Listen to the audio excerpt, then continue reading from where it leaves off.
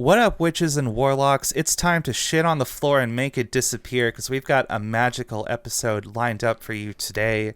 This is Super Despair World, rated the 4th best podcast produced by goblins in the British Isles, and we love casting spells. But before anything else, I just wanted to start off this episode with a little shout out to the audience. We got a lot of attention we didn't expect last episode. Oh yeah, for sure. That was a spicy one. Yeah, that was we certainly threw some chum in the waters and got a lot of bites with that one. I'm not sure what did it exactly. I think, if you ask me, I think it was probably the title. I think a lot of people have this whole dead internet theory thing on their mind, so maybe that's what did it. Maybe people just like the thumbnail. I'm not sure, but shout out, hello to all the new subscribers. We hope you enjoy the ride. Yeah, what's up? It's really cool to meet all of some really nice new people. And yeah, I do think it was a thumbnail. That thumbnail was a banger. And just to be clear, Briar was like, I'm gonna do a low effort one on this one. We again kind of going hard on the last one, and then it's like the most intricate. All right, look, in my defense, I think I say, all right, I that was too much work. I got to do a low effort one this next episode, like every episode. That is true. Actually, that is true. Yeah, that was fun. Related to that, we mentioned something about it on the YouTube community tab. I don't know how much that reaches subscribers. I don't know about that, but we are on all the other podcast listening apps now. So if you have a preference for those, be sure to check us out there. Yeah, all the big ones: Spotify, Apple, Google Podcasts, which I think is being sunsetted soon. Good job, Google. We love you. But yeah, you will be able to find us on pretty much whatever you use to listen to podcasts outside of YouTube. So yeah, do that. Yeah, for sure. We always like to say it's, all the typical YouTube stuff to like, comment, and subscribe. For those platforms, I think if you really want to help the show out, the thing they care most about is leaving a good review. So if you're on Apple Podcast, I think that's the big one especially. Leave us a review. Tell us about how the show unlocked your inner gender or something. I don't know, whatever you feel about us. Just drop us a note. Yeah, it opened your third eye at least. Definitely. All right, so that's all the housekeeping out of the way. Today we're talking about something very special, something very magical, something that we decided a little bit on a whim, just kind of like we put on a magical hat and it told us we're doing this topic for the episode. We're talking about a special fandom today. Dave, do you want to introduce our fandom? You're a wizard, Harry. It's Harry Potter. It's Harry Potter. We're doing you didn't know that. If you didn't, we're doing an episode on the Harry Potter fandom and what it's meant over time. Harry Potter is one of those things. It's kind of become like synonymous with like, it's something that people use to like dunk on millennials, like people around our age, as like, I can't believe you liked that, or you still like that, or it was so embarrassing. And honestly, it kind of was. But yeah, it's one of those things that it refuses to die. It's been almost 30 years now, and we're still talking about it to this day. So we're gonna unpack what it means to be a fan of the wizarding world, as it were. Yeah, I do think there's a lot of Zoomers that like Harry Potter though. Yeah, certainly. So let's start off let's get a few things out of the way. Let's lay out what this episode will be and what it won't be. And what it won't be is we're not going to do a big like comprehensive breakdown of like, here's the plot of all the Harry Potter movies and here's like why the world building sucks, and it kind of lays out how J.K. Rowling's like shitty liberal worldview is like kind of lame and not good. Because like so many people have fucking done that already. You can find a wealth of that kind of content on YouTube as it is. We don't need to go into like huge depth about that. Yeah, and I also know jack shit about Harry Potter, so I'd have nothing to say on that one. I really want to say everything I've learned about Harry Potter has been against my will, but you know what? No, I have to take responsibility. I've clicked on all of those hours-long video essays, and I've absorbed some of it, at least. I don't know. It looks lame to me. Yeah, that's good. I have watched the first movie, and I've read portions of some books randomly. And Yeah, that's about it. I've definitely watched the first and second movie, and I definitely read the first book, and I think I saw the fourth movie on an airplane once, and I have only a vague memory of that because I don't get along with airplanes. I do not like flying, and that was also like 15 years ago, so I don't know fucking anything about Harry Potter nowadays. Yeah, I have a hard time. Really, I feel like every time I watch a movie on a plane, it just never stays with me. Like, I couldn't tell you what movies I've seen on a plane and what happened in any of them. I really don't know. It's kind of bizarre. See, I'm usually wide awake for the movie. It's hard for me to enjoy it because when I get on a plane, it's always like, oh, the chair's too uncomfortable for like the whole 8 hours or something, or it's like, oh, I ate something weird during the in-flight lunch or whatever, and now I've got like a stomach ache for the whole thing. And it's never a pleasant experience. I don't like it. And I guess watching Harry Potter did not alleviate that. Yeah, as somebody who's taking like multiple transpacific flights before. I don't know if I've ever flown across the Atlantic, but transpacific flights before. Yeah, flying fucking sucks, especially when it's long. So yeah, I think I'm just in a fugue state the entire time as well, which is why I can't really assimilate anything that I've seen on these movies that I've watched on planes. But Harry Potter's a good one because it's kind of there's really not much to say or do or think about when you're watching it. It is a good flight movie, I guess you could say. It could be. I want to say that flying is better on like short distances too, but the thing is, the longer the distance, the nicer the plane. Whereas True. every time I've flown where it's like, oh, I'm just going from like one country in Europe to the one next door, and it's like a 40-minute flight or something, it's always on the most like cheap fucking like rickety small airplane that feels like it's gonna fall apart at any moment. Yeah, the puddle jumpers. Yeah, I know what you're talking about. So you really can't win. And with the short flights too, it's almost like my whole thing. It's like you go through the whole rigmarole of the airport just to like fly 40 minutes. It's like, man, that's kind of not worth it. Can we just have trains, please, and just like hop on a train? Like more trains. More trains? I want a train. Yeah, as for all the faults of the Harry Potter movies, they do feature a train, so I have to give them at least a 1 out of 10 for that. True. Yeah, I mean, if from all the faults of Harry Potter, if it really train pilled a lot of people, then it's all worth it in the end, in my opinion. I think more likely it just egged some people into running at full speed, like face first, into like a column at a train station. Which I'm also an advocate of. So either way, if either of those things happened or both, then I'm gonna walk back everything I say in this episode. Yeah, the big point of this prelude is to say that we're not Harry Potter fans ourselves. We don't really have like nostalgia for it. I think the books are like pretty mediocre overall. I mean, it's okay. Like, it's children's media. It's not like fucking high literature or something that's like really, you don't need to dissect it. And honestly, I don't think anybody would have dissected it if not for certain events on social media over the past few decades. But we'll get into that. Yeah, well, I mean, maybe it's actually young adult media, just to be clear. I don't think it's children's media. That's like Nate the Great. I think it started as children's media and kind of became, it's one of those franchises that like grows up a little bit with the reader base, you know what I mean? Oh, that is true. It did go on for quite a while.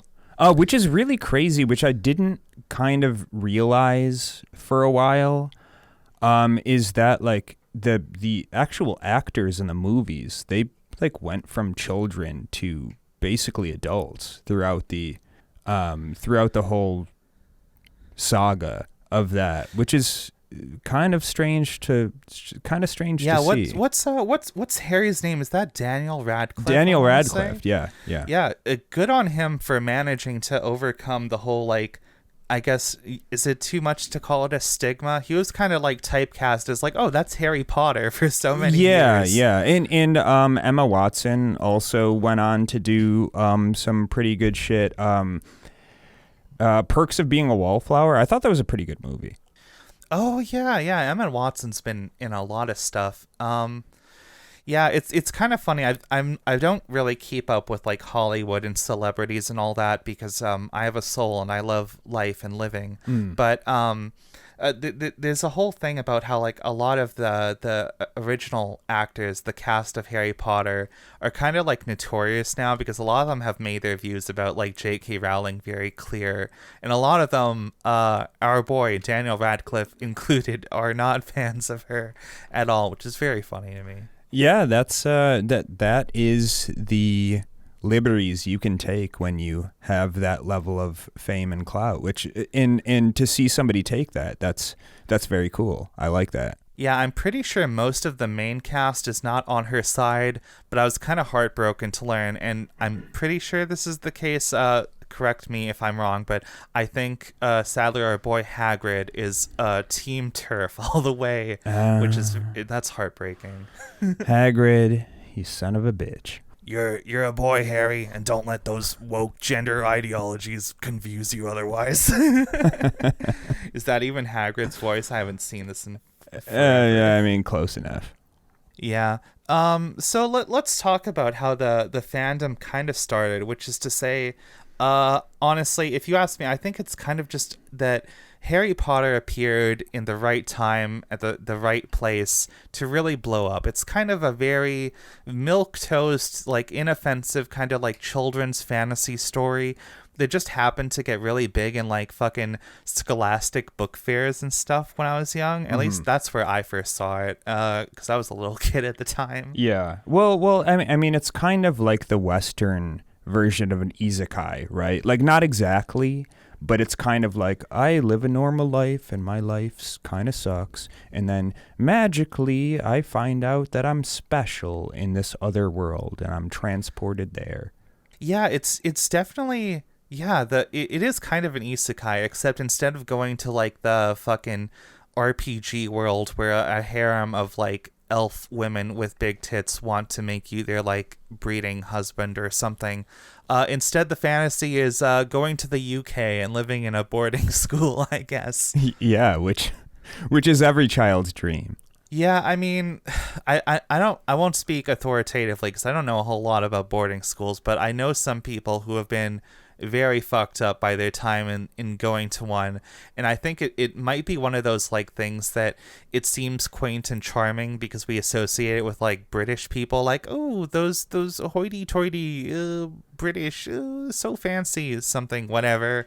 But I don't know, it seems like it would be magical to kids in America who don't know anything about Britain, but in reality it's not that fun or interesting. Yeah, I wouldn't think so, but there is still, especially in the US, this kind of romanticization of Europe in general, but especially England. It's the same thing as when you like so many fantasy shows and movies and stuff like that, they all speak in a British accent because this is a land of wonder and magic where everybody is an elf or a high king or a knight, and it's very wonderful and magical. Welcome to this wonderful place of fantasy and wonder. And it's like, I met some British people before, and they're cool, but none of them knew magic. Number one, none of them knew how to use a longsword, and I've been disappointed my whole life from being lied to by media. Yeah, it's one thing when I'm playing like Final Fantasy 14, and for most of that game, everybody you run into does basically just sound British, and like I can look past it because it's like, okay, it's kind of like a fantasy world. There's like castles and dragons and stuff, but then you go to like the fucking like China, Japan themed area, and you have this like samurai dude who also just sounds British, and it's like, okay, this is, I don't know. We gotta find a second accent for fantasy media. Yeah, at least have a quasi problematic Asian accent where they're like, "Welcome to this magical land where we have we use the pentatonic scale in our compositions." I think they did do that in the current expansion where we go to this like India themed place, but I think some of those actors are also just like Indian people from the UK, so I'm not sure. I have to look into that. That's fine. That's fine. It's progress. Which is more than can be said. That's you won't find a lot of progress in Harry Potter. Yeah, just don't be like Short Circuit where they find some white guy and paint his face brown. It's like, this is an Indian man. Just find an actual Indian person. It's not that hard. There's a lot of talented Indian people. Trust me, Bollywood is a huge fucking industry. You can find at least one. Yeah, maybe don't go down the road of like Canadian blackface Harry Potter. Let's not. That's yeah. So Harry Potter kind of took off like in the 90s. I was a kid at the time, and I saw it in like the book fairs. It was really promoted as like, get into reading. It's this fun little fantasy adventure. And, you know, when I was a kid, I thought it was all right. Like I said, there's something about J.K. Rowling's like writing style. It's very like, it's not amazing, but it's like there's some colorful words in there, and it's like, oh, kids will find this like fun and endearing. And you know, that's all it really needed to be. Like I said, I think Harry Potter really took off just because there was kind of like a vacancy. Like there wasn't really a big like milquetoast magical fantasy thing that appealed to kids that much at the time. And I don't know, maybe I'm showing my own ass here, but when I think back to all the stuff that was popular with kids at the time, I mostly think about how that was kind of the era where a lot of stuff from Japan, a lot of weeb otaku media was kind of metastasizing over here and taking off. So this is a like what example of well, the first thing I was really into as a kid was Digimon. Okay. I really liked it. Okay. Yeah. Okay. It was like the whole collecting pets thing, like Pokemon, except like dark and edgy, which I thought it was funny. And I also remember collecting fucking Yu-Gi-Oh cards, which it's wild to me that people still play that game to this day. But that's a whole other thing. This is like the third episode where we've talked about Digimon. Is there anything you want to say? I look at a lot of them, and I would. Angelomon, Renamon, let's all of them. They're pretty good. There's probably some more. I don't remember all their names. All right, well, yeah, we'll come back to that. Look, it was an unexpectedly horny show in terms of some character designs. See, I don't remember that, but you could be right. Maybe I repressed it, or maybe I didn't repress it. Maybe it's become a core like formative memory of mine. The other funny thing is that I'm kind of surprised that Digimon never got hit by the whole like satanic panic of a lot of other like kids media at the time, because I swear to God, there are at least like 7 different Digimon that are literally just like, oh yeah, this little guy is like Lucifermon, and his special ability Black Sabbath drags you to hell and makes you a demon or something. And it's like, oh, it's really on the nose. I don't know why nobody was outraged about that. Did that happen with Pokemon? There was a lot of like satanic panic stuff about that, but it was mostly because of Pokemon evolved. It was like the whole evolution divine creation thing that got people very upset. And you know, now that I'm thinking about it, I think Harry Potter also got a little bit of the satanic stuff. I was just thinking that as well, just because of witches and warlocks and magic and shit like that. There was definitely some Christian moms in flyover states that were really pissed off about Harry Potter. That definitely happened. Yeah, and I mean, I can kind of see the connection, right? Because it's like, oh, there's all this like magic and sorcery, and the children are literally going to a school to learn how to do that stuff, and it's like a secret world that they keep from their parents or something. And I wonder if Harry Potter came out today and it had the same cultural pull that it did. Like, what what kind of people would be freaking out about that. Probably the people who just like they drop the word groomer every other word. They'd probably be very very up in arms on X.com, the everything app, about the cultural degeneracy that is coming from Harry Potter. Yeah, and see, that's kind of the great irony of the Harry Potter fandom in the present day, because I feel like a lot of the people who are into it nowadays are into it for like really dumb bullshit kind of like culture war reasons. They just see that like J.K. Rowling has like a huge beef with trans people, so they're like, that's our woman, defend women's rights or whatever. But like the same people backing her now are the people who are like yelling that these books should be burned because they're teaching like witchcraft and sorcery like 30 years ago. Yeah, I mean, but that's the thing. Like having a unified and cohesive and rational worldview from chuds is that's a hard ask. So, you know, it's really piece by piece. It comes as it comes. Yeah, sometimes people will get on my ass about like, oh, why didn't you take so and so argument more seriously? And it's because the people I have a beef with don't have a coherent worldview. You know, some people are just into things for dumb, silly reasons, and you don't really need to take them seriously. Right. And that's where I think the fandom's at nowadays, because it's like, okay, do people actually like this on its own merits, or do they just like it for like silly culture war reasons, or because like it signifies something they like in the past? And considering where the series took off, just being there at the right time with kids in the 90s, I don't think people are really into it for like really sincere reasons nowadays. Mm-hmm. Yeah, I agree. I mean, that's why I like Bud Light. It's not because I'm a trans ally. I like it because it tastes like shit. Well, on that much we can agree. Yeah.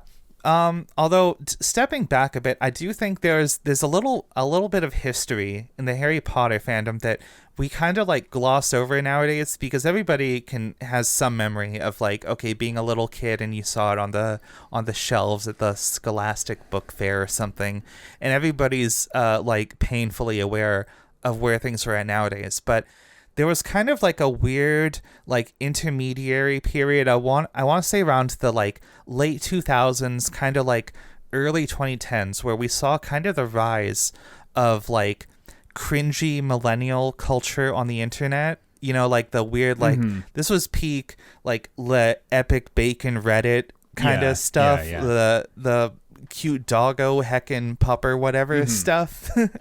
Does anybody else remember when just basic bullshit that probably is still relevant today? Yeah, for sure.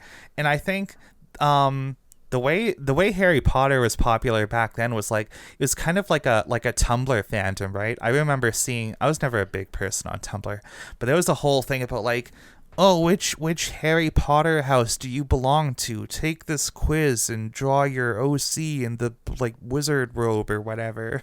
What house do you belong to? Probably Slytherin, because I'm evil and going to hell. Probably the same, honestly. I would say maybe Ravenclaw. I've taken some online quizzes. You know, I'm very serious. I did a lot of research for this episode, but I think in reality I would probably be Slytherin because I'm a fucking scumbag. Yeah, I mean, okay, it's one thing to say Slytherin, because to my knowledge, I think they ended up being like the wizard Nazis or something, and obviously we disavow that. We're not about that yes, life. No. But here's the thing, though. Like, aren't all the wizards kind of Nazis at the end of the day? So I don't know anything about the fucking Fantastic Beasts movies. I think that's like Harry Potter in like the 1930s or 40s or something. Right. And I think the plot of those movies is like, Wizard Hitler wants to do some like Nazi stuff, but we have to like save the time magic timeline. We have to make sure that World War II happens, or else Wizard Hitler, I don't know. It's really dumb. The politics don't make sense. I watched the first one in theaters because somebody forced me to. I think it was my ex-girlfriend in Seoul, but I don't remember anything about that. I don't remember, and not about what you just said. I don't remember anything about the film in general. It was so forgettable that I don't remember anything about it. But that is the one takeaway with the whole series and the whole universe in general, which always kind of like I thought it was always kind of sus, is just this like relationship between the wizards and the muggles, and they're kind of like, hey, these are like lesser than you should look down on. They literally use the term like pure blood and mud blood. Yes, yes. No, you're so right. You're right. I do remember that one. And the first time I saw this, I was living in Korea at the time, and I actually used this. The first movie, I taught a class that was based on like media and stuff. So one of the movies was that one, and the whole time and they were saying, I don't know if it was in that one, or if it was in a different one that I used later.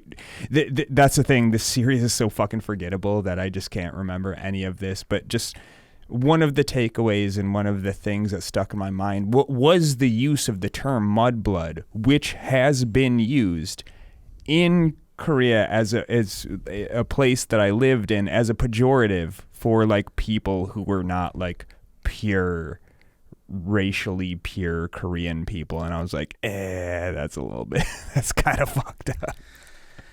Yeah, and it's weird because you think like, okay, did J.K. Rowling like do that intentionally, or is that just like the whole like latent like British colonialism like Hitler particles in her? And that's a thing. It's not like a main, as far as I know. Just to preface this, Harry Potter heads, feel free to correct me, and we can have a whole dialogue on this. I would love to hear all of your thoughts. From what I understand, from what I remember, it was always kind of like not really directly said, and it wasn't really a main theme of the series. It was more just like kind of this underlying idea of like the Muggles are like they're just fucking. It's like the 4chan equivalent of like they're NPCs, but we're like main characters. And, just don't really worry about them, and we'll, you're special and they're not. So act accordingly. I think it's one of those things where, like, maybe I'm going to get something about the plot wrong, but I think it goes to show, like, this whole, like I said, kind of, like, colonial, like, British, like, supremacy, like, mindset that just, like, people like J.K. Rowling have, where it's, like, you have a very, like, normie acceptable main character like Harry Potter, like he's the British kid, he comes from like a good background or something, he has a lot of money or whatever. Yes. And the way they address the whole like racial politics of the whole mudblood thing is like he kind of takes pity on them. He's like, oh, they're not so bad, they're just like normal people like you and I. Like when Joe Biden says, black kids are just as smart as normal kids or whatever. Right. Something like that. Right, exactly. It's like, which the whole theme of that is like, well, clearly they're not, but like we shouldn't kill them. Like let's be charitable to the lesser thans, It's the very like condescending like British Regency view of all other cultures, where it's like, no, we're not racist, we're just the benevolent rulers over all these other like inferior cultures. And to be clear, before our British listeners get upset, this is not unique to Great Britain at all. It's not unique to the UK. This bullshit has extended to several other countries, including my wonderful homeland of the United States of America. But yes, it is this underlying thing of like, hey, yeah, we know, but like, like let's just we'll let them live. We'll let them live. But yeah, we love all our UK listeners, and maybe one day with your support we can be the number 3 podcast in the British Isles. Yeah. Yeah, I was Possibly going to even say number this, 2. Maybe. Let's not get too confident, though. Although, That's true. Although we did say we're both Slytherins, and I think an element of them is like the whole thing is like they're very ambitious or something, which I guess, I don't know, that's kind of often painted as a bad thing in like fantasy media or literature in general. But I don't know. I like being ambitious. I think we'll easily be making like Joe Rogan bucks by this time next year. Oh, probably. without question.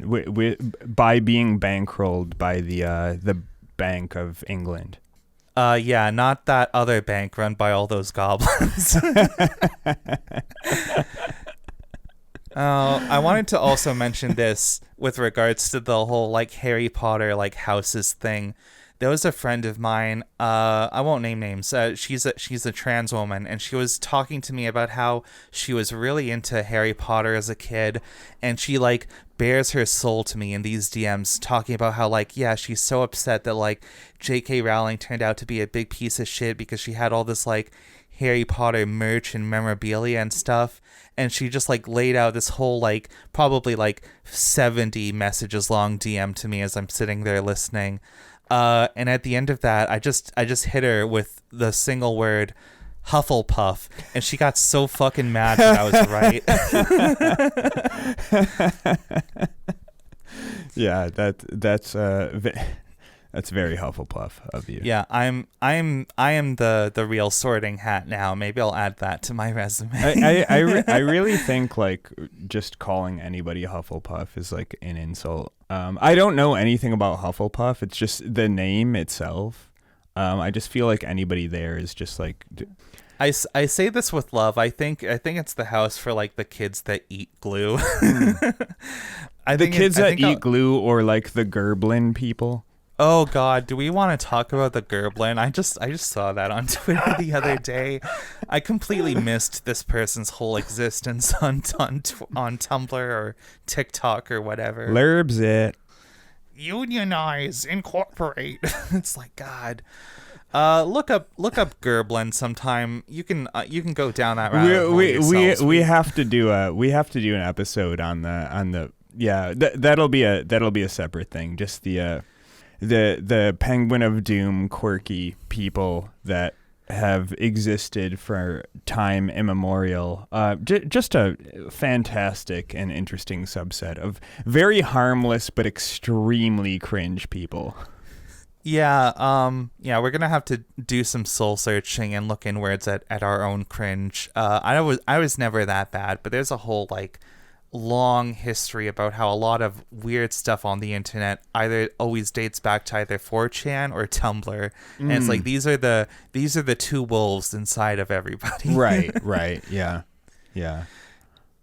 So like I was saying, Harry Potter did kind of have this like popularity online for a while in those spaces, because I remember seeing there was a lot of like fandom type stuff on Tumblr where it was popular to like sort yourself or like your like original character or something into the 4 different Harry Potter houses, because like it's kind of like a natural thing to like cling on to. It's like, oh yeah, you have these 4 big archetypes and you can find something relatable in each of them, even though I do think in the series itself it's pretty shallow about most of that stuff. I think like the fucking Gryffindor house is literally just, oh, you were one of the main characters, you know?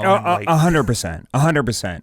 And it's the same appeal that people have. I mean, like, people say like, oh, you have a Harry Potter house, that's so funny. And then they'll talk about like their zodiac sign or their Myers-Briggs personality type as if it actually means something. You know, it's funny you mentioned that, because I think there's probably a big overlap, like a big Venn diagram between the kind of people this appeals to. Because when I think back to the like late 2000s, like early 2010s Harry Potter fandom, I think a lot of the people into it also were like the fucking like crystal like hippie people, like the girls who were like into witchcraft for a little while. I'm an indigo child. Oh God, the whole like indigo. Yeah, you remember that just popped in my color head. Thing. Yeah. What was it called? It was Fuck, I don't have it. Whatever. We'll do a future thing on it. Yeah. Where it was like, oh, you have purple eyes, so you're part of some like divine magical bloodline Right. from another universe Right. or something. Yeah. It was very weird.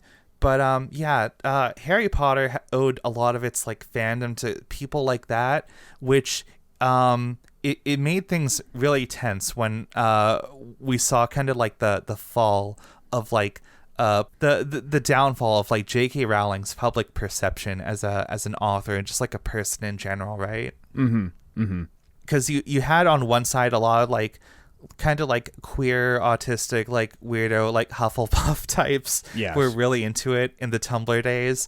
And then you have a lot of people who just like immediately latched onto it now as like a whole like right wing like culture war talking point kind of thing.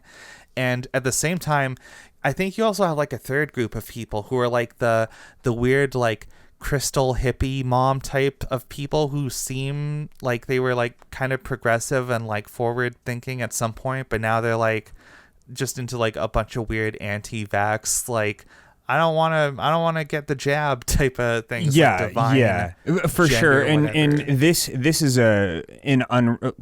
it's a tangential topic that we can get into on a future episode where we'll talk about this. But I have noticed that type of person is like, my third eye, and I'm so progressive, and I think outside of modern society. Those people tend to be, ironically, like the most socially conservative people you will ever meet. They're all TERFs. All of the women are TERFs. All of the dudes are like, a woman's place is in the home, and my place is in the job site.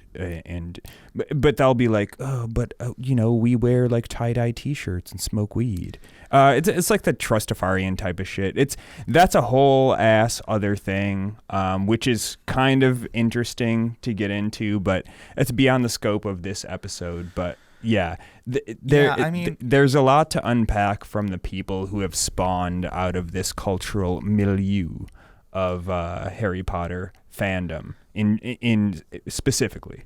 Yeah, I think it's the whole Harry Potter thing seems kind of adjacent to the whole like feminism as a movement in general, right? Because on one side, you have people who are just like otherwise like pretty like left-leaning progressive types nowadays who maybe they don't use the word feminist that much nowadays because that word has really been like dragged through the mud. Well, yeah, like, it's the been last 10 co-opted years. by some absolutely fucking insane people. Yeah, that's the other side of it, where you have like all the people who are like out and proud like TERFs nowadays who are like, oh yeah, feminism actually is just about like hating men and like yelling at people in bathrooms or something like that. And Yeah. it's very bizarre. Yeah, it's about getting a tattoo of ovaries on your body and be like, I support actual women.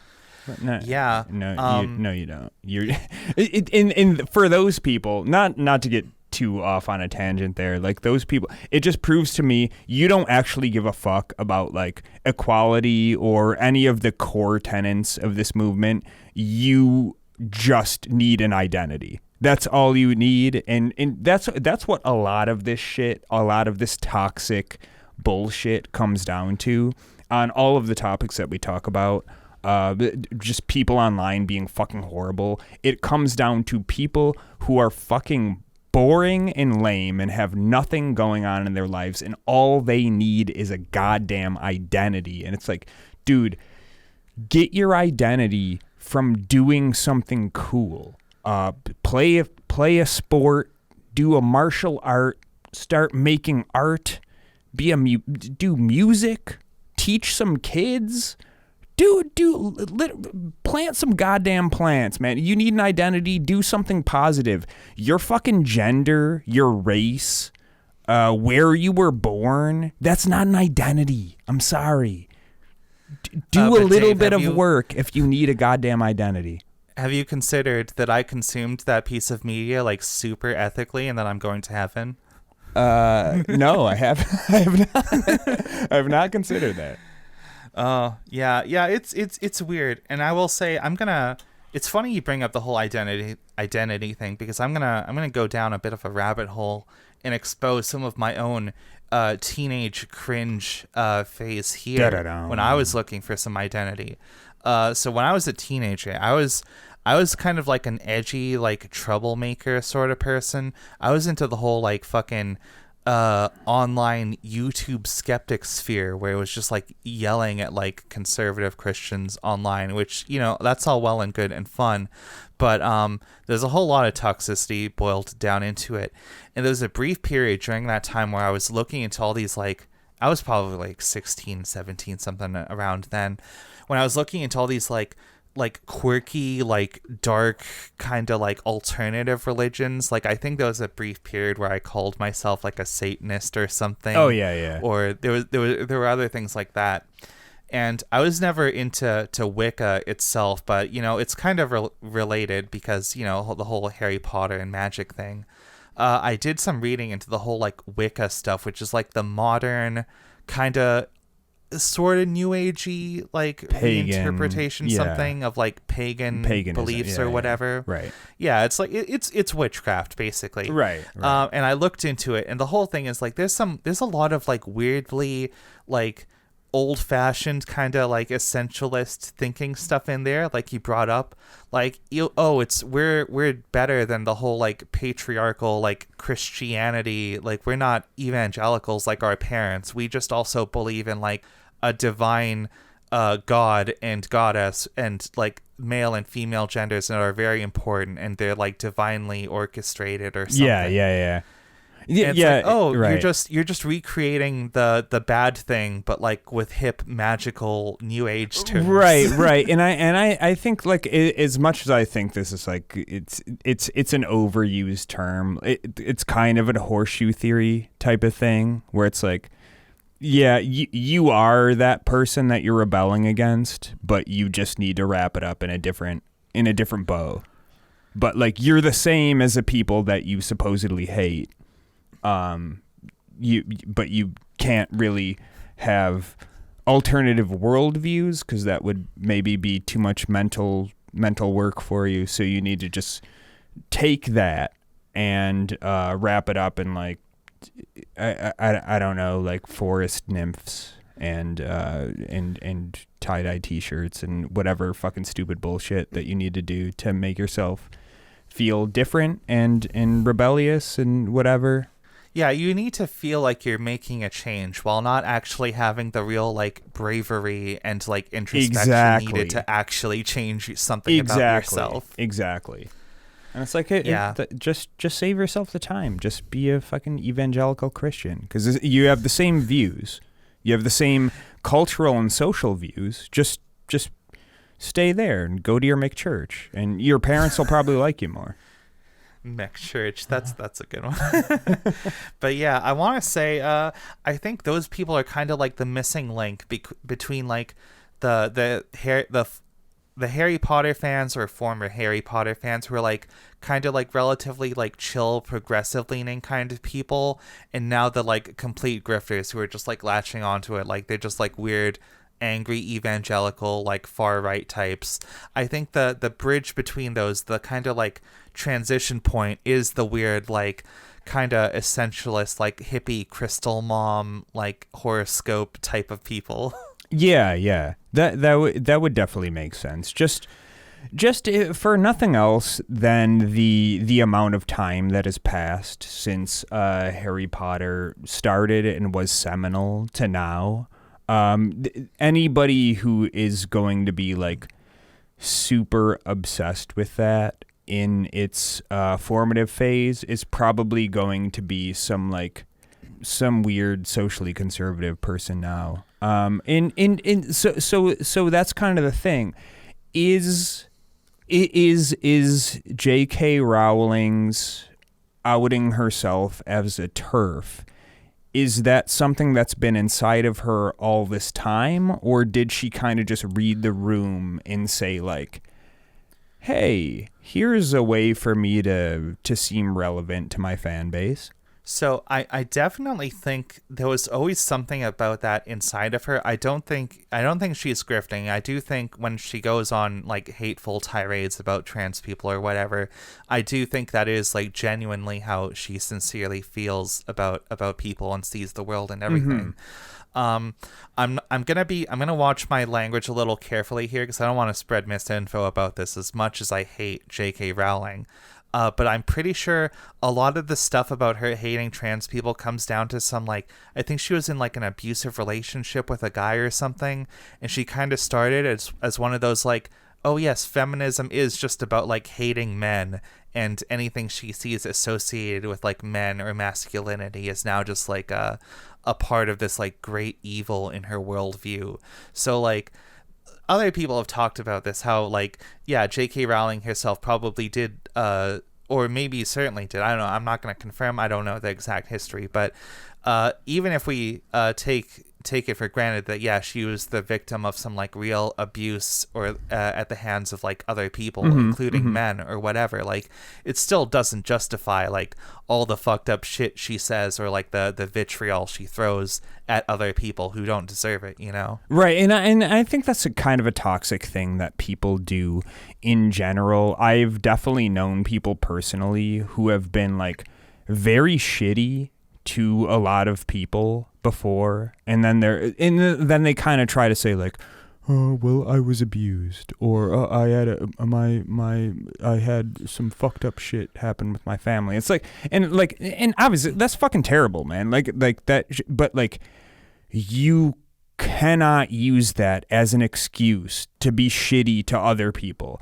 and I know that is kind of this is a psychologically understood mechanism that happens with a lot of people, but when you're saying this out loud and that's your reason for justification, that means you understand that this is what's going on here and you're unwilling to do anything to mitigate the negative effects of your past trauma and abuse, which to me seems like then you don't really actually care and you're kind of just doing this because you're fucking shitty, and then you're saying, well, I have a license to be shitty because I was abused. And maybe that's a hot take. I mean, you know, like if it is, you can totally let me know, but does that make sense? Yeah, so the way that I phrase all of that is like, I consider myself a pretty empathetic person. I can find sympathy for even like the worst people who have been through like some stuff that like they didn't deserve or whatever. But the thing for me is that like my sympathy goes out the window like the moment you start taking all the hurt and the pain that you've been through and you turn that into a weapon against other people. Because then at that point it's like, okay, I don't feel sorry for you anymore because you were doing something bad to other people, and just like keeping this like cycle of shit going. You know right, what I mean? right. And and that's kind of the irony is, you know, when you talk about abuse, as they say, like if you were abused, you're much more likely to abuse other people, and like that's fucking horrible. But but the I guess the point that I was trying to get to is, for a lot of people it's unconscious, like they don't really realize this is happening. They've internalized something. They've never had therapy or anything like that, so they are externalizing this later because they have a position of power over somebody, whether it's an underling at their work or a child, their child, or their wife or their husband, or whatever it is.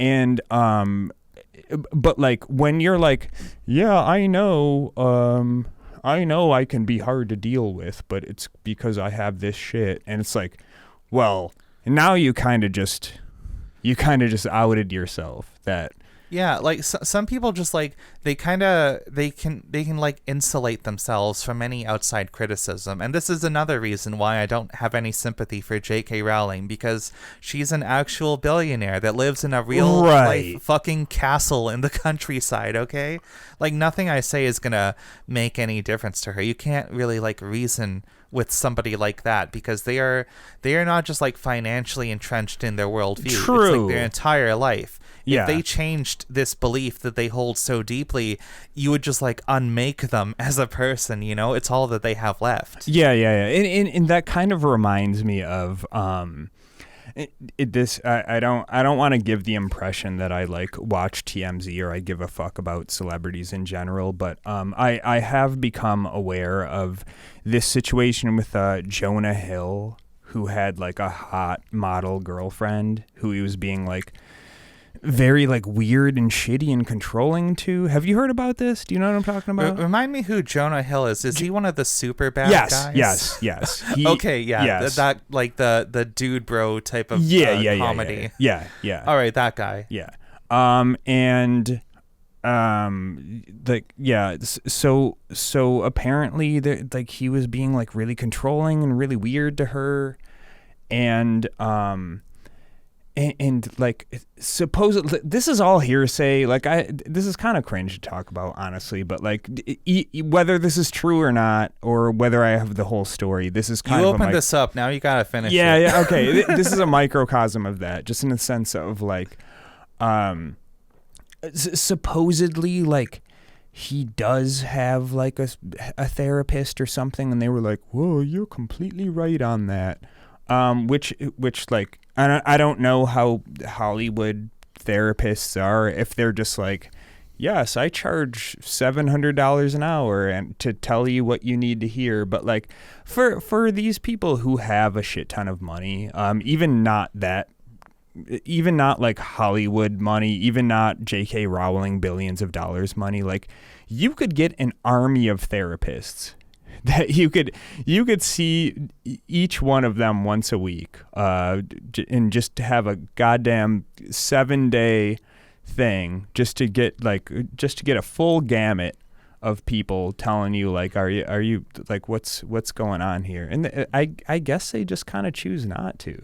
So for most people, I guess the point that I'm saying is, for most people, it's like, man, fucking therapy is expensive. A lot of medical care is that shouldn't be, but for these people, you have no excuse. Yeah. If you want us to afford therapy, be sure to leave us a review on Apple Podcasts, and we'll get it sorted out, or else we'll just keep podcasting. Oh man, if we ever do ad reads, you got the best transitions in the industry. I had that queued up for a good 30 seconds there. There you go. Keep it on the top of your head. Yeah, exactly. So I think this is speaking of transition points, this is a good point to move into our next topic here, which is a lot of the discourse around Harry Potter and J.K. Rowling in general. There's a term that people bring up a lot, which is death of the author. And more succinctly, let's talk about, does it actually matter what J.K. Rowling thinks when we look at like the thing that she has created and put out into the world? What do you think about that? I mean, yeah, like, I don't know. It's kind of hard to say. In some respects, I do understand the argument of like, I look at the art outside of the artist, but at the same time, well, the artist did create the art, and they put a piece of themselves into this art as well. And now going back and looking at Harry Potter, I think if we really spent some time looking at this story, we would probably find a lot of self-inserts. And that's the thing about any story. I do not think any story, any piece of art, any piece of music, any painting, anything like that, any creation, I do not think is devoid of some at least tiny piece of self-insert from the creator. Yeah, I agree entirely, and I would even go further and to say that I think people who are arguing that, oh, so and so, you're telling me that this random thing, this I don't know, Pong, the game Pong, is that political? And I would say yeah, and I think everybody arguing that some things can be completely unpersonal, like apolitical, whatever. I think all those people are just coming at it in bad faith. I don't think they actually have any interest besides like protecting their own ego about liking things that have been like criticized by other people. I think people really don't understand what like political or politics means. And everything exists in a political context. Everything is political.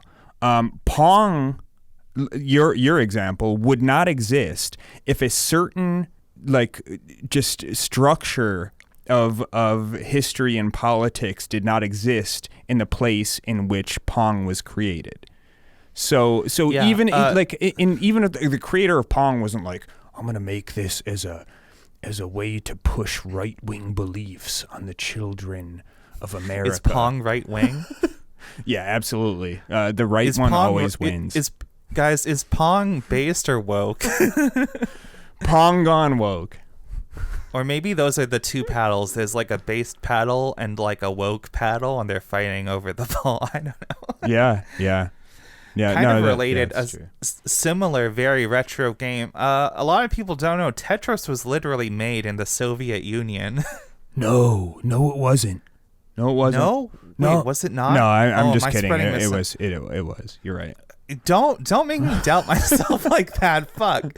See, that's the thing. Is you could just have some guy on Twitter with a blue check just say nope, and now you're doubting yourself. Well, maybe, I don't know. There's something to be said there about like, okay, the Soviet Union, very like communist, like collectivist sort of society, and like, oh, everybody has to like fit the pieces into this grid or whatever perfectly, and like, is that the point of it? I don't know. Maybe. I didn't watch like a 3-hour political essay about Tetris before we started recording today. So yeah, Tetris was a communist propaganda mill. Number one, it was to just like you said, it was to say everybody has their place, and some are better than others. The line, that's a good one. You belong above the other people. The little like Z-shaped one, not really that great, but you have your place, I guess. The it square, reminds me. yeah. This is, oh god, I just looked it up, and I'm gonna date myself a little bit. This video is from 13 years ago. Did you ever see the parody song somebody made, "The Complete History of the Soviet Union Arranged to the Melody of Tetris"? No. Oh, okay. It's a fun video. I'll link it to you afterwards. If you're listening now, feel free to pause and look that up. I think it's a catchy tune. It's just a fun little video from yesteryear, from the good old day of 2010, which I guess is the period we were talking about. Well, I will say the thing that I just said was not very serious, but it could have been a propaganda piece just to show everybody how banging like traditional Russian music was, because the regular Tetris song, everybody knows it now, just like the Mario song. Yeah, it's iconic. I feel really bad because honestly, Russia seems like a miserable place to live, but everything I learn about like Russian literature and culture makes me think, oh, there's a lot of very cool stuff out there. So, well, I do think there's something to be said about like a place with a lot of hardship and misery to it. It kind of does harden you, and please do not extrapolate this to say that I agree with the hard times make great men meme. That is completely fucking wrong. Oh, I thought you were about to like cue up an erection joke when you said harden. Hard men create great times, and great times create hard men. That I will get behind. I think you could rock like a hard men create great times and just like nothing else, and put that on like a crop top at a pride parade or something. Yeah. Oh, that's a good merch idea. All right. When we drop the merch store, well, keep that in mind. Oh, look forward to that's really good. Yeah. Graphic design is Briar's passion, so she's behind. You know, she's behind. It's funny. It's funny you say that because I do like illustration a lot, and it was actually a fucking graphic design class I took in college that like destroyed my self-esteem for a couple years. So I don't know. Graphic design is very much not my passion, but some people have told me I'm kind of okay at it. So well, I think we can tag team this in the sense that I'm pretty good at the technical aspects of this, but like less so the art aspects. So like you do the art, I do the technical aspects. You come up with the catchy one-liner slogans. Yeah. Well, we got it going. We got it going on. There's something there. Yeah. To bring it back a little bit, we were talking about death of the author, and I kind of want to elaborate more on this because it's a very frustrating thing for me. A lot of people say like, "Oh, media literacy is dead," but it is. And when people use the term death of the author, they're just like, "Well, death of the author means I'm gonna ignore everything about the creator of this media so that I can continue enjoying it uncritically."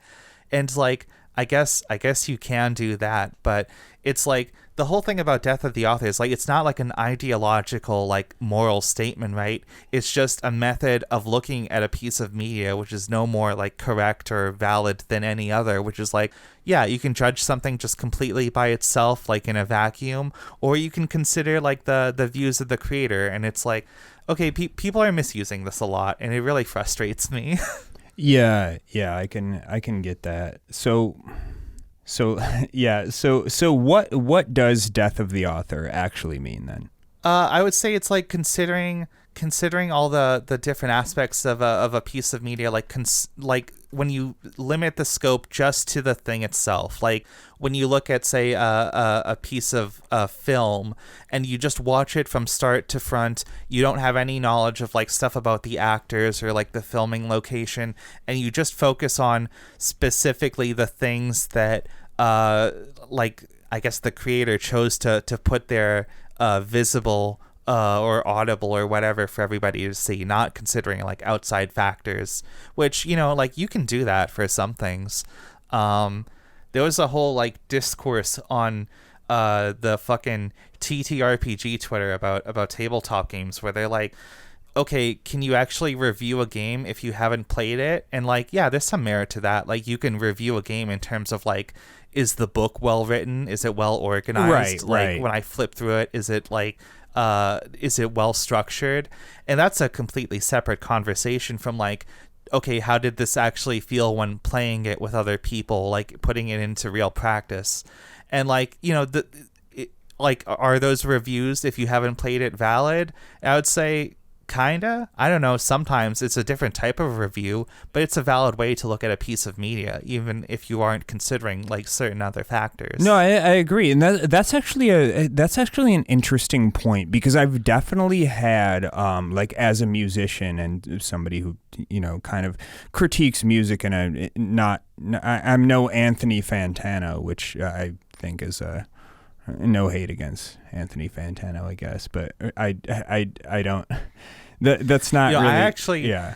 I'm a fucking Fantano old head. I was one of his first subscribers when I was in high school in like 2010, 2011, and I still listen to some of those early albums he reviewed in like that first year, which makes me feel very old. But, yeah, I don't really. I'm not really like a film or music critique person. I think they're interesting, just kind of like in a vacuum, but it just like, there's nothing about anything these people say that kind of like influences me whatsoever, which I think is probably like the healthiest way to consume that kind of content. But the reason I brought that up, I don't watch a lot of Fantano. For me, it's just like, oh, I learned that this album exists where I might not have otherwise. Right. Exactly.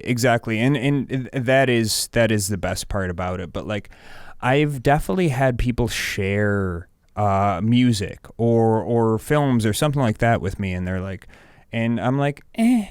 I was like, what? And they were like, yeah, but like, don't you know that this happened at this time with these people, and like it spawned this and something. And it's like, that's cool, I guess. Like, but I don't I don't actually give a fuck. A lot like of I it just is, thought this was like I thought it was kind of mid. Like, to be honest. Yeah, a lot of it is just like basic like film trivia, right? Which doesn't Right. really make a big difference. Right. Like the other day I was scrolling Twitter. I know it's really bad. Yeah. It is, but Boo. I saw this random tweet that was talking about Kurosawa movies, the famous Japanese director. Yeah, Kurosawa And fucking rules, by the way. Yeah, amazing director. Love that shit. And it was talking about this shot in one of his movies where there's this like big like Japanese like temple like castle building, and it's on fire. And there's like a bunch of like samurai warriors or whatever outside of it or something. And the tweet had somebody, it was like an interview where somebody asked Kurosawa like, hey, why did you film this one shot in this particular way? And his response was like, okay, if I moved the camera 1 inch to the left, you would have seen like a Sony factory, and if I moved it 1 inch to the right, you would have seen an airport. Yeah.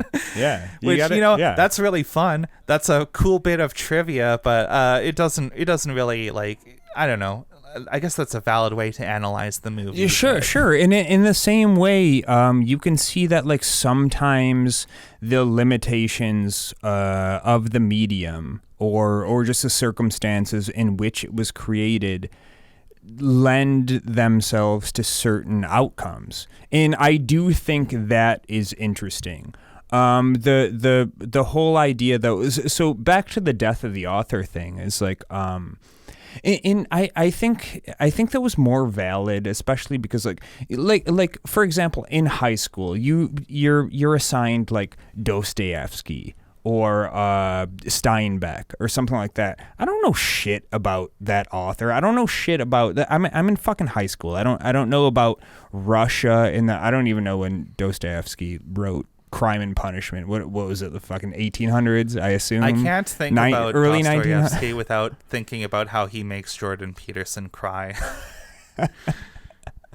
He's one of those authors that Peterson really loves. He's like, oh, it's just a book about a man being really sad about society. I got a hot take about the women. The women point and laugh, and they say, "Oh, he's a Hufflepuff. He has a little penis or something." I don't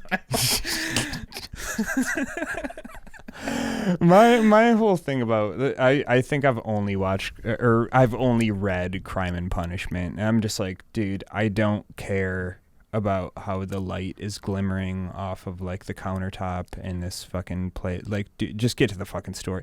It was Crime the and best Punishment. Of times. Yeah, it was the blurst of times. It was the blurst of times. Get this monkey out of here.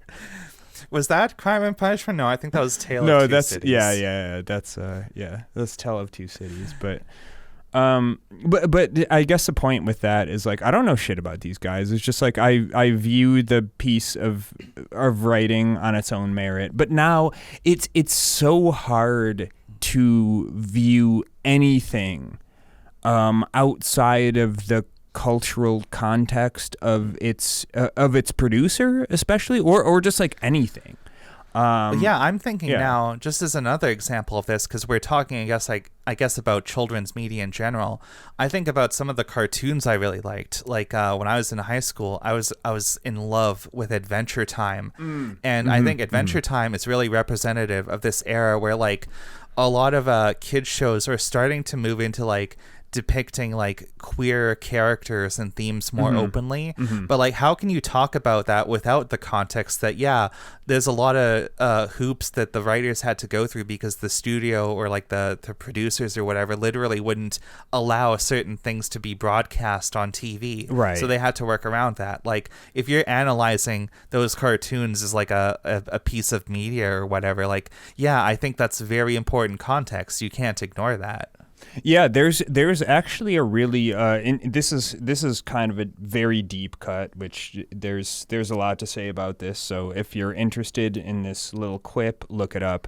As far as Brazilian popular music in like the 60s and 70s, That was going on during a time of a military coup. And please don't, if you're Brazilian and I'm not getting the dates right and all the details right, I'm so fucking sorry. Like, please roast me and educate me more on this. I love my Brazilian listeners more than anything, but so there was a lot of really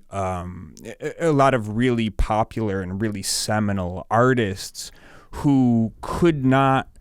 They were obviously against this regime, but they couldn't directly say it. So there was a lot of like really, really, really incredibly subtle ways that they dropped just drops of resistance into their music, which is like, and there are books and articles and all sorts of shit written about this, and it's super fucking interesting. So like, and that's a really interesting point, which I guess kind of gets all back to this, is like, there is, in a lot of people say like, well, I just like this and I don't care if the person is a piece of shit or like what was going on at the time. I just like it. And it's like, no, dude, everything that is created ever in the history of the fucking world is influenced by, number one, the creator, and number two, the time and culture and everything going on that it was created in. So there is no, you cannot use this as an excuse to say like, well, I like this thing, and yeah, this person is incredibly racist, so like, but like the book wasn't racist, so like I'm allowed to read that book, and I'm allowed to ignore all of this type of shit because they didn't like use slurs in it or something like that.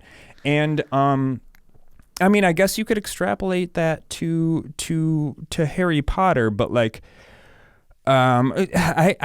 I can't speak to any like turf shit in general, but there's definitely some like very suspect themes from what I understand in this media itself, which, knowing what I know about J.K. Rowling now, kind of not surprising. Yeah, there's a whole thing about her. Like I said, it's kind of this like bias she has towards being like the like upper middle class, like well-to-do, like British, like pro, like she's probably pro monarchy, whatever. Like the whole like we still see like the UK as like the center of the world, all this like old reclaimed glory or whatever, right? And that stuff like that's her perspective. It kind of shows. It's like the more you read into Harry Potter, the more you'll see it in everything, especially about all the stuff about like the other magic schools and how like the further you get away from the UK, the less coherent her world building gets and all that. Well, wasn't her origins? Didn't she publish these books when she was like 41 and like broke and like in a council house and like on the dole? Like, wasn't that her origin story, or is that not true? Yeah, it might have been. I don't know. Maybe we should have looked into this, but I'm like 90% sure that's true, because I taught a lesson on J.K. Rowling to like my middle school, high school students when I was still doing like ESL shit in Korea, and I'm pretty sure like that was a narrative of like she was 41 and got rejected by 50 publishers, and the 51st said, okay, we'll do that, and now she's a billionaire.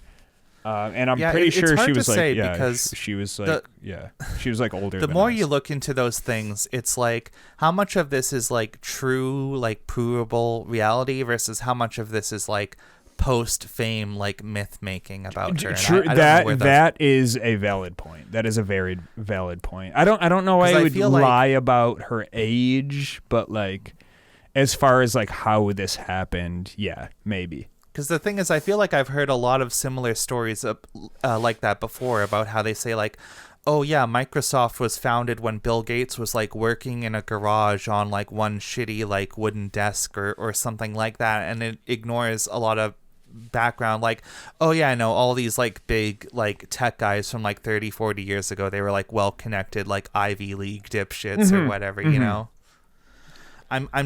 I try to be very, very skeptical of all these like narratives about like the self-made rich person. No, like, that's very valid. That is very, very valid. And I think with the Bill Gates one in particular, like that's technically true, but it's also and I think this was true for Steve Jobs as well. They were from fairly affluent families that allowed them to like not immediately have to get a job, and they were like, yeah, you can use our garage indefinitely to do your prototypes for your thing and whatever. Yeah, it's just a small loan of $1 million.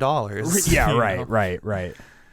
Yeah, and to cover my ass here, I want to say, regardless of whatever Rowling's situation was like specifically, I don't care if she was like born poor or something, because I do still think the broader point is that her perspective is one of like the biases of like upper class like British, without like, question. Yeah. And that doesn't matter if she was born poor or not, because there's plenty of poor people who see themselves as part of like a temporarily inconvenienced upper class.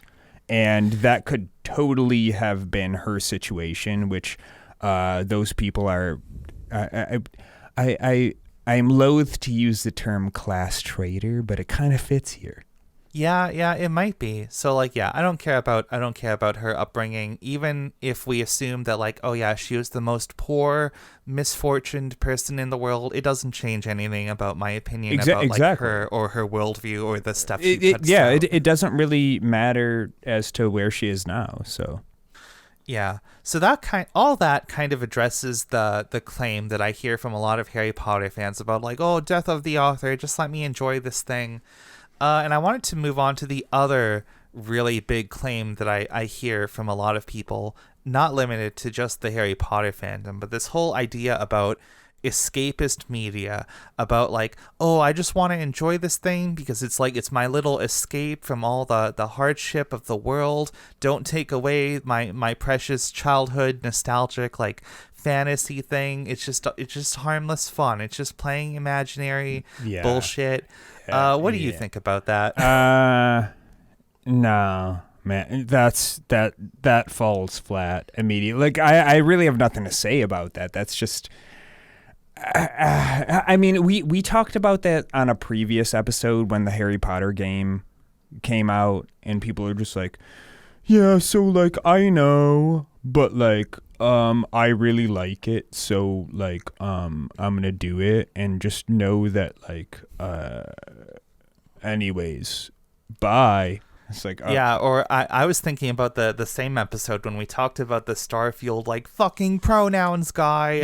Oh, do people just like Harry Potter because it doesn't try to like present day us, take away all our immersions, all our fantasies, and it's like this is bullshit if you ask me. Yeah, and that's I don't know. If you really want escapist shit, like there's much better escapism than Harry Potter. I don't know. Maybe that's just me, and that's why like isekai shit never really vibed with me before. Is like, if I'm trying to be escapist, I don't want this world that we live in to be like to exist at all. I want to just be a part of a different world and not be tied to here at all. And maybe that's part of my like disdain for isekai shit is not only is it like just bad writing and bad world building in general, but like like I don't know. It doesn't speak to me at all. I don't know. You say something. I have no idea what I'm talking about. Yeah. It's a rough thing because okay, when I was writing the outline for this episode, my first point, my gut reaction, what I put on the little Google Doc where I prepare every episode, I was like, okay, escapism, is it pussy shit? And my gut reaction is I think it's kind of pussy shit. Like when I hear about people who fall back on this, like, just let me enjoy my video game, just let me enjoy the Harry Potter, the wizard games, the Starfield, no pronouns, whatever. It's like, okay, what do these people really have to escape from? Is their life really like so bleak and miserable that they have to go into this like little bit of like fiction where there, I guess, aren't like poor people or like people with like blue hair or something? Honestly, I think a lot of the time it's weak.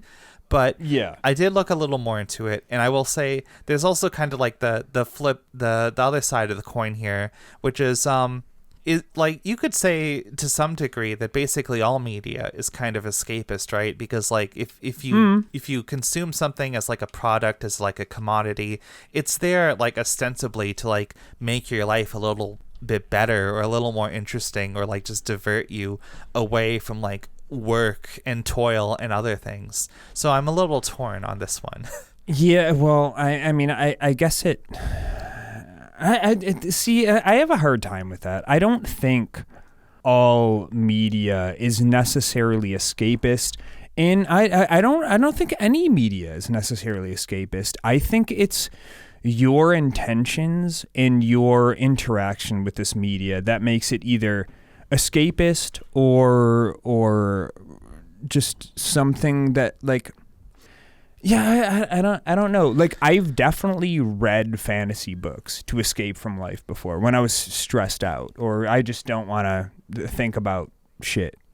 And that's actually probably the time that I engage with fantasy media the most. When I'm thinking back to that, but like now, like I read nonfiction stuff a lot, and like I think it's enjoyable, but like now I'm not really trying to escape from my current life that much anymore. So like I enjoy it. I like a good story, but I kind of like right now I kind of always try to relate this to like myself in a sense. Like I look for allegories, I look for things that speak to me, and I think that's and I think that's like what's part of any piece of media, any story, any poem, any piece of music. It's like what speaks to you right now and how is the question. Right. And you know, that's it's kind of interesting that you bring that up, because I was just about to get into I think the granddaddy of modern fantasy media and literature, J.R.R. Tolkien, will probably agree with you, because I was looking up some things and there was an interesting quote. I won't read the quote exactly because I looked up a Wikipedia article and this was like the first sentence on it. So forgive me for that. But the point is, something that Tolkien said is that, like, yeah, escapism in fantasy can be like a good, like, creative expression, a good diversion away from things in the real world, because it lets you express like an idea or something in a second imaginary world. But his big point was that there has to be some element of horror in them. There has to be something like dark and very real that kind of like grounds it in reality. Right. And I think that's it. You can kind of see that because looking at his own history, like Tolkien served in World War I want to say, which has got to be fucking of insane. Like, holy shit. That, like, at the time, worst world, the worst, I can't speak, the worst war that the world had ever seen. It's literally why they called it World War. In hot take, I would say it's the worst war that's ever been waged, just in the sense of, like, World War II was, like, kind of more dire in a certain sense, but, like, the atrocities of World War I were just like, holy shit, man. The more I learn about that war, the more I don't want to learn any more about it. Holy fuck. Just a complete fucking like mire of despair and like industrialized death, and it's truly just, like that is the up. most dystopian thing that's ever happened in the world. Is as far as I know. And if you disagree with that, please, you know, comment, send us some literature or something on that. I'm very interested to see. But like from what I understand with World War I is it's just like it's like ancient military tactics with modern military technology, which has most of it has been like now banned in the Geneva Convention. So yeah, it's like, people are like digging trenches and like Yeah. riding horses and shit, but there's also like fucking like acid gas. right. and So flamethrowers, they're whatever. doing like like just guys are just like lining up and running at each other like we're in the goddamn 1600s, but there's fucking howitzers and gas and like artillery shells and fucking tanks and shit. Like that's crazy. Anyways, fucking rip to everybody who served there. I'm really sorry that that you had to deal with that, because that sucks. Yeah, it's completely fucked. But the point I brought this up is because like, yeah, a lot of people will look at like the Lord of the Rings as like that was the big progenitor of what we think of as like fantasy fiction nowadays, with like elves and dwarves and like magic and swords and sorcery and all that stuff. But like a lot of the stuff in there is like directly influenced by like the fucking horrors of like the worst war the world had ever seen that Tolkien expressed himself. And like that's some real shit. And whereas like you don't really see this in like Harry Potter, right? I think the more you dig into the literature and like the implications of everything in Harry Potter, all you get away from is that like, yeah, J.K. Rowling thinks British people are like the best people on earth or whatever. Yeah, you know? and I think that's a valid point. It's there's really no like nuance to any of it. It's kind of just like a typical like good guys are good and bad guys are bad. The system isn't broken. It's just there's a few bad people, and we need the good people to deal with them. Yeah. There's really nothing to unpack from any of it, which I don't read into how Voldemort used the repressed like goblins and other fantasy races into uprooting the system. Don't read into that, please. Please don't read into it. You know. But he's ugly and scary, so it's bad. Yeah, have you considered that he doesn't have a nose? Right. Yeah, that's and that's the thing. It's just kind of like ugly, bad guy. Yeah, bad. I mean that's literally a thing. I mean, one of the things I've seen in the different video essays talking about it is that like J.K. Rowling really hates fat people. Like every time a fat character shows up in Harry Potter, they're just like bumbling and like stupid and just like mean for no reason. Right. And you know it's kind of funny, but it does like really reveal, you know, a little something about what's going on with her. Yeah. Yeah, so you know, a lot of people lean onto the escapism as like their excuse for like, oh, I just want to enjoy my silly wizard thing. But I'm like, okay, one, what are you trying to escape from that's so bad that you need to like defend it to this degree? And you know. Also, I mean, I have a take on escapist media. It's like, man, we all need a refuge one time. Like shit. I'm not. I would be a hypocrite to say like I am fully invested in the world at all times.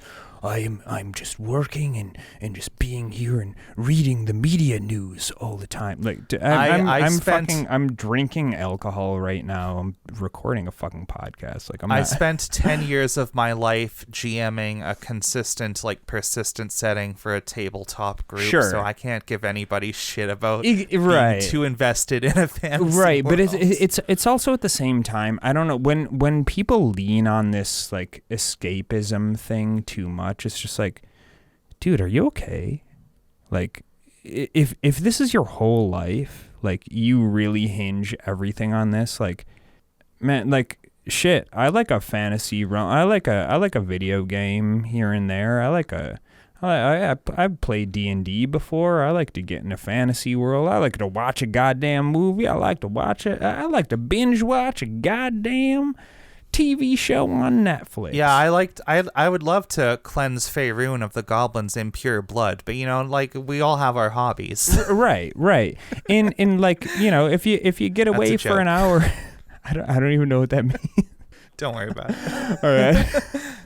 All right. If you want to get away for an hour or two, that's fine. But like, I am concerned about the people who like really hinge like every waking hour of their lives on just like, I need to consume the most escapist shit at all times, just to stay sane. It's like, dude, fucking, you want to talk? Like, you good?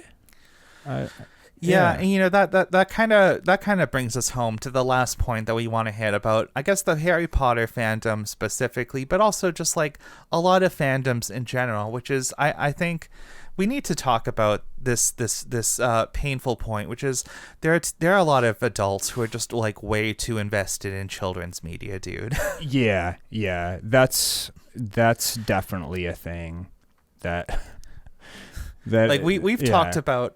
Like throughout this episode, we've mostly clowned on people on like the right side of the spectrum. Like, oh yeah, a lot of like the TERFs or like weird like crystal mom people, or like the chuds or whatever that are just hopping onto Harry Potter now because they want to support JK and her like crusade against queer people or whatever. Yeah. And yeah, all those people are dumb too. But I see a lot of this among like lefty progressive types as well, where like, yeah, there's a lot of people on Twitter who just spend way too much time getting way too invested in like cartoons for people half their age. And, you know, there's nothing wrong with liking cartoons, but when you like devote like a significant portion of your time online to like arguing about like is it okay to ship this character with this other character, or like, are you a bad person if you like this thing but it's like a problematic, or like you consume it in like an unethical way? It's like,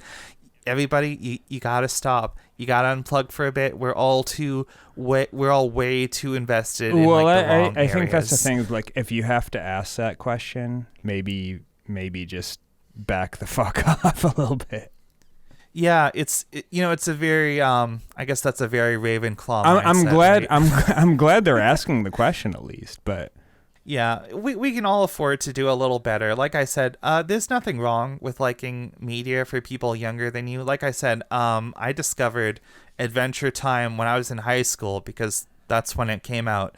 But I still really like Adventure Time to this day. I think it's a great cartoon. I think there's a lot of fun animation and little stories in there. There's a lot of good stuff in it.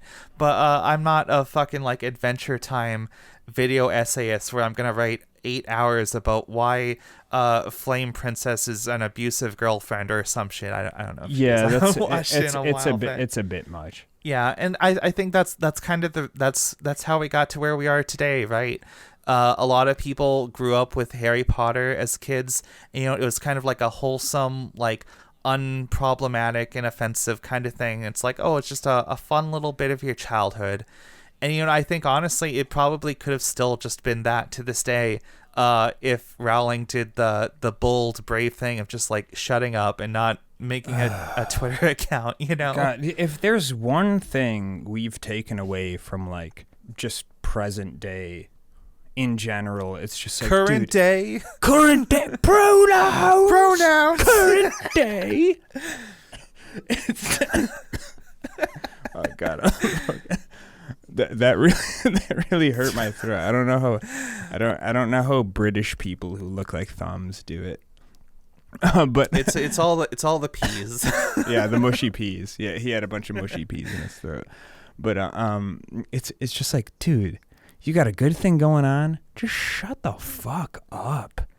Nobody cares. Nobody cares about your goddamn opinion. Shut the fuck up. This goes for everybody, honestly. Like you could be like a fucking political video essayist or a streamer, just somebody who like writes articles or something. It's like, dude, if you have really something poignant to say that makes sense, then air it out. But like for the most part, just please, everybody, shut the fuck up.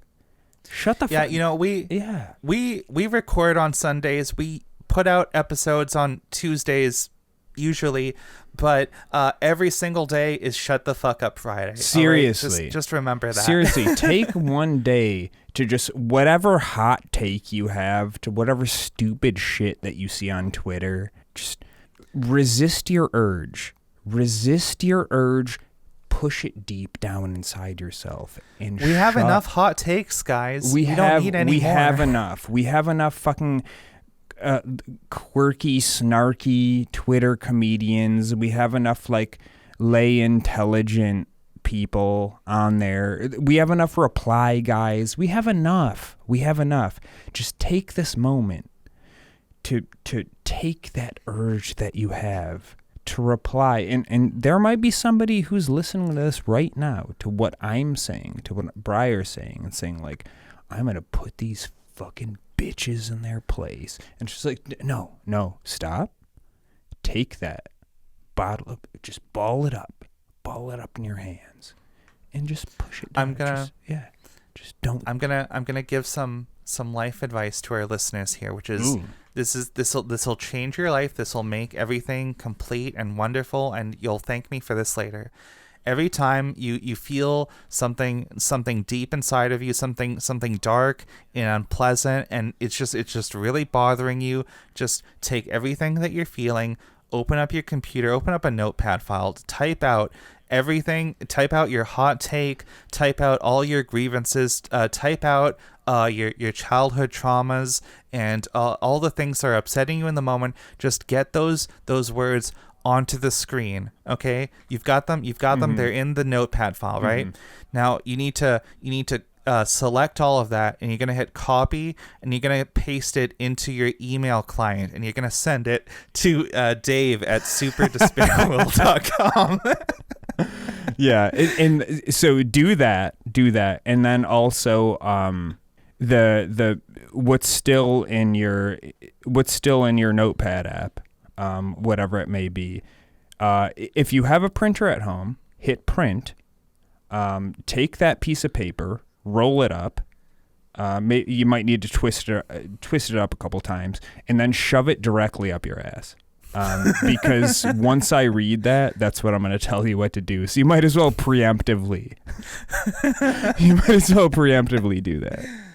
But no, if I can be serious for a moment, I do think it is helpful to like write some stuff out, but you don't need to hit post. You don't need to send it. You don't need to text your ex-partner or whatever. Sometimes it's good to just take all that stuff, write it down, and then just cast it out to nowhere, into the recycling bin, because that's it's good. It's a good thing to do. I think I've heard that they do this in some like Buddhist temples or whatever. Well, they'll make very intricate like mandalas out of like drawing with sand in a pile of sand or something, and then they'll just erase it because it's gone. It's ephemeral. It doesn't matter. Right. You know what? That's the same with a lot of media. You know what? In 50 years from now, are people still going to be talking about Harry Potter? God, I hope not. But you can take that first step to creating that world where people don't care about this anymore. Yeah, I mean, I to be serious, I will say that is good advice, to write it out and then just sleep on it, or take 6 hours if you write it in the morning or whatever, and then come back to it. And it's like I guarantee you, all of this vitriol you've written is like the matter at hand really doesn't matter to you. You're just fucking. You're just being shitty. You're just feeling shitty. And like we all feel shitty because like we live in super despair world. Oh, I wish we could drop the theme song right there, but it's not ready yet. Almost. It's getting there. We're getting there. Yeah. But yeah, I think that kind of wraps up all my feelings about this very magical little fandom we've got here. Yeah, there's really not that much else to say about it. If you liked the books, if you liked the movies, it's fine. It's not a lifestyle. It didn't really touch you as much as you thought it would. And I mean, like, I guess the takeaway is like you could look at anything like that. We're not telling you like if you liked Harry Potter, if it was part of your youth, like you need to just toss it away because J.K. Rowling is a TERF. It's just like it's the same shit with the Disney episode. It's like enjoy it in its own little tiny context, but like all of the I think this is a microcosm of everything we talk about when it comes to media in general. Is like it doesn't really need to become a part of your identity. It doesn't need to become a part of you. Like you can enjoy this shit in a vacuum and just kind of be done with it afterwards. The thing is, when you kind of take a piece of media and you make it like an intrinsic part of yourself, it's only natural that you're going to see criticisms of it and feel like deeply like wounded and personally bothered. But what I would say is you should practice like a healthy detachment from these things. You should learn to like appreciate criticism, even like criticism you might not necessarily agree with, because if I really like something, if I really like, let's say, Digimon, a TV show to sell toys that I haven't watched in like over 20 years. If I'm really into it, I would love to go and watch. In fact, I have watched a few YouTube video essays about like, yeah, here's why the first Digimon World game is a piece of shit and why it wasn't coded very well and the mechanics don't make any sense. Yeah. And that only makes me enjoy these things more, okay? Because I can look at criticism of media and it only deepens my enjoyment of these things. Right. So, you know what? If you still really want to like Harry Potter, then great. Then I think you should consider all the things going on in the world and all the views about J.K. Rowling, and you should use that as a cornerstone for why you like certain parts of the media in spite of those things about her, or maybe like use it as a jumping off point to learn more about like a part of the book that you didn't consider in the past because you were too young or something. Yeah. There's ways to make it work. No, true. And that's a really good point. And I've definitely seen that, because I always dunk on the MCU because I'm just a hater, and I think all of that shit fucking sucks. And yeah, I'm not into cape shit. In the amount of people who have in like the proper responses to that is, I like the movie, so go fuck yourself. And to anybody who says that to me, I'm like, hell yeah, based. But the amount of people who've been like, fuck you, you're just a fucking asshole, you don't like anything, and just like, dude, why are you having this emotional response to some like Hollywood billion-dollar franchise fucking low-hanging fruit slop blockbuster movie? Like, dude, this is not a part of you. Like, just come on. If I see somebody that says like, yeah, I just like Spider-Man because he does the cool flip and he has the cool spider powers, whatever, I'm like, I have infinitely more respect for that person than the people who are like, no, the MCU actually is very like political and it has a good deep moral of all the lore or something. Like, I don't care, dude. And it's like yeah, just spend more time doing something else. Like, It's really the thing at the end of the day of just your identity is not some like media that a company pushed out. It's not some music that a label pushed out to get you to buy shit. It's not a TV show. It's not some fucking anime. It's not some manga. It's not a product. It's not a fashion line. All of this type of shit, man. Be a person, and if you like shit, you like shit, and if you don't, you don't. And if you ever find yourself getting to a point where you're offended or pissed off because somebody doesn't like some product that you like, you need to look long and fucking hard at yourself and say, like, did they get me? Did they get me with this marketing, man? Because like, Marvel is not a lifestyle, it's not an identity. Having a fucking iPhone or like being a PC gamer is not an identity. Like, all of this shit, you could extend that to fucking everything. Being a comic book fan, being a gamer, being a Twitch streamer, all of this type of shit, dude, they're all just products and platforms. Use them to your own advantage, and when they stop being useful to you, ditch them, because none of this shit gives a fuck about you. Enjoy the shit you like, and when it's not good, just like it's fine. It's fine. Don't be mad about it. Yeah, and if you if you really have to make some media property your entire life and personality, make it this show. Drop us a like on Apple Podcasts. Leave a comment below. Remember to like and subscribe. I think that's a good place to end the episode today. Hell yeah. Hell yeah. We dropped some knowledge on these chums today. Yeah, we really casted some spells and made the shit in our pants magically disappear. Harry, I'm going to give you a barrel of Zyklon B. You know what to do with the muggles. Hey everybody, it's Moist Critical. Just got enrolled to this shit-ass magic school. Hey guys, it's Moist Critical. I'm in the I'm in the Gringotts Bank. They won't let me. They won't let me withdraw my money because I don't have a valid Social Security card. I'm really reading into the phrenology of these fantastical creatures. That's crazy. I don't. It's kind of suspect that they look like a certain type of person.